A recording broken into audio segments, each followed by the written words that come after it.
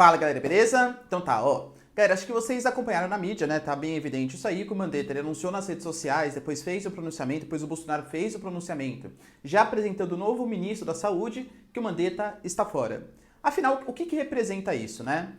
Se você quer saber isso e muito mais sobre geografia, geopolítica, atualidades, notícias, enfim, tudo para se manter sempre bem atualizado e entender esse mundão, já se inscreve no canal, deixa o seu like e compartilha esse vídeo, que eu, Ricardo, conto muito com a ajuda de vocês, belezinha? Tamo junto? Então tá. Galera, é o seguinte, vamos primeiro entender quem é o Mandetta, né? Porque agora, tenho certeza, a gente tá num momento de grande polarização da galera que ama e da galera que odeia o Bolsonaro. E a galera que odeia o Bolsonaro vai falar: ah, ele era do Centrão, concomunado com o Rodrigo Maia, era petista.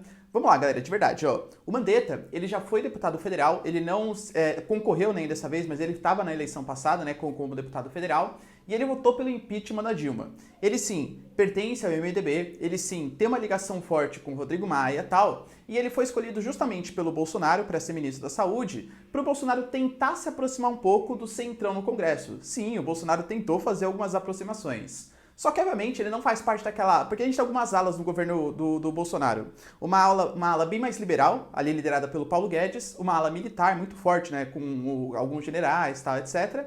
E nós temos uma ala mais ideológica, liderada pela Damares, pelo Weintraub, pelo Ernesto Araújo e tal. O Mandetta não se encaixava em nenhuma dessas alas. Essa é a grande questão. Ele não é um esquerdista, ele não é nada, ele é um cara de direita, se autodenomina direita, mas um cara que preza pelos conhecimentos técnicos, científicos e tal. Tanto que quando começou esse processo, né, essa coisinha que a gente pode falar cá no YouTube, foi até uma grande surpresa, né? Eu falei, nossa, o cara, poxa, tá falando aí argumentos coerentes, tá falando de maneira clara, tá pegando exemplos de outros países que vem acontecendo. E isso, por incrível que pareça, galera, acabou desagradando o nosso governo atual. Se vocês repararem, o Bolsonaro, ele não gosta muito de ministros ou de pessoas que começam a aparecer muito mais do que ele. Ele já fez calma lá, digamos assim, por exemplo, com o Sérgio Moro, falando que, na verdade, quem determina as coisas é o presidente, não o Sérgio Moro. Ele já afastou momentaneamente, brigou com o Paulo Guedes também, naquele momento da reforma da Previdência, em que ele estava se destacando mais, e agora fez exatamente a mesma coisa com o Mandetta. Afastou no momento em que o Mandetta estava aproveitando até da sua fama para estabelecer as suas políticas. Esteja bem claro, galera, tinha uma clara racha ali, hierárquica. Porque o Mandetta não faz parte do núcleo duro ali bolsonarista, daquela galera que adora ele de qualquer maneira, tá, essas coisas. Ele era um cara que foi colocado ali numa tentativa de aproximação com o Congresso. Nunca foi bolsonarista, tá bom? E óbvio que isso ia dar problema para um presidente tão cabeça dura, digamos assim. Ah, entendi, o Ricardo é petista. Galera, eu não tô falando bem ou mal de governos anteriores, tô falando no momento desse governo. O Bolsonaro não aceita pessoas que pensem de maneira diferente. Ou concorda com ele ou não concorda. A gente está percebendo que essas medidas que o Bolsonaro está tomando, de tentar fazer o isolamento vertical e não o isolamento horizontal, de tentar reabrir comércio, essas coisas. Ah, professor, mas países da Europa estão passando por isso. Sim, países que já passaram pelo pico. E o Brasil? O Brasil não passou pelo pico ainda, então não é o momento de fazer esses programas de abertura. E aí a gente tinha um problema porque a gente tinha um ministro da Saúde com critérios técnicos, critérios científicos, apresentando segundo o que a OMS fala. Claro, você pode partir da premissa que é todo mundo concominado com a China, que tudo faz parte, né, chapeuzinho de alumínio, tudo faz parte de uma grande mídia esquerdista, o Trump também foi comprado pela Globo, você pode partir dessa premissa. Ou você pode se basear no que a gente considera mais efetivo, que é a questão científica mesmo, o que a maior parte dos cientistas dizem. Você pode pegar aqueles excessos também, os exemplos de exceto, né? Porque, claro, você vai achar um médico, outro médico tal, que vai desacreditar, fala, não precisa ter esse isolamento. Mas você fazer ciência é justamente esse conflito de ideias. Estamos no momento em que a gente precisa ouvir a maior parte dos cientistas, o que eles dizem em grande maioria, e não pegar exceções, que muitas vezes, aí sim, podem estar ligados a algum tipo de interesse econômico ou coisa que valha.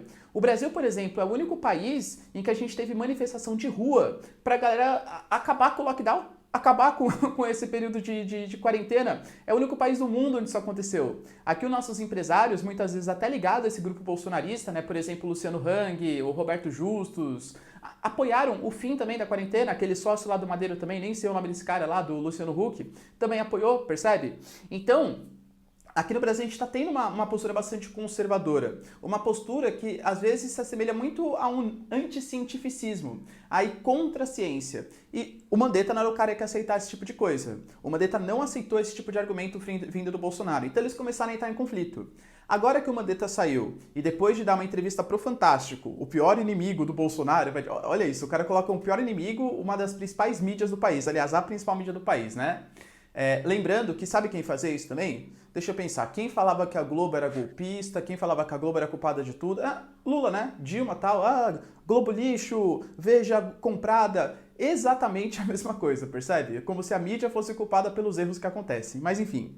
E aí, afastou o Mandetta agora e vai colocar um novo ministro da Saúde. A gente precisa ver ainda quais são os parâmetros que esse ministro da Saúde vai fazer. O primeiro pronunciamento dele, galera, falou nada com nada, o que é normal. A gente precisa, porque o cara tá entrando agora, mas a gente precisa ver qual a relação que esse cara tem com o SUS. A gente tem um sistema único de saúde hoje que é responsável por evitar que um colapso aconteça, percebe? E lembrando que nós estamos entrando no momento do pico. Professor, mas o pico não ia ser em abril? Sim, mas a gente achatou a curva. Achatando a curva, por conta justamente dessas políticas de ficar em casa, tudo tal, é natural que o pico ele vá se estendendo um pouco mais. Ainda bem que ele está se estendendo um pouco mais, porque a gente não vai ter um momento de pico, onde todo mundo vai precisar usar os leitos ao mesmo tempo.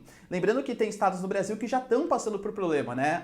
Por exemplo, do Amazonas. O Amazonas já está com dificuldade, por exemplo, de estabelecer um número legal de leitos. Existem estados aqui no Brasil que têm dificuldade de encontrar médicos, equipamentos, EPIs, e a gente ainda fica brigando com a China, algumas coisinhas bem complicadas.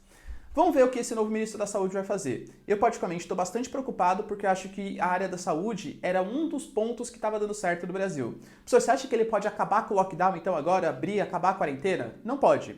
O STF determinou, também a gente tem vários poderes, né? O STF, o Poder Judiciário, determinou que a responsabilidade pela manutenção de comércio, essas coisas, não vai ser da presidência do governo federal, mas sim de estados e municípios. O que faz bastante sentido, afinal, nós somos um país muito grande, 8,5 milhões de quilômetros quadrados, e nós temos várias realidades diferentes do país. Não dá para imaginar que o Brasil, único, que tem vários climas diferentes, tem cidades demográficas diferentes, comércio, pessoas circulando de maneira diferente, vai estabelecer uma única política pública. Então, legal, interessante que a gente tem esse poder descentralizado nesse momento.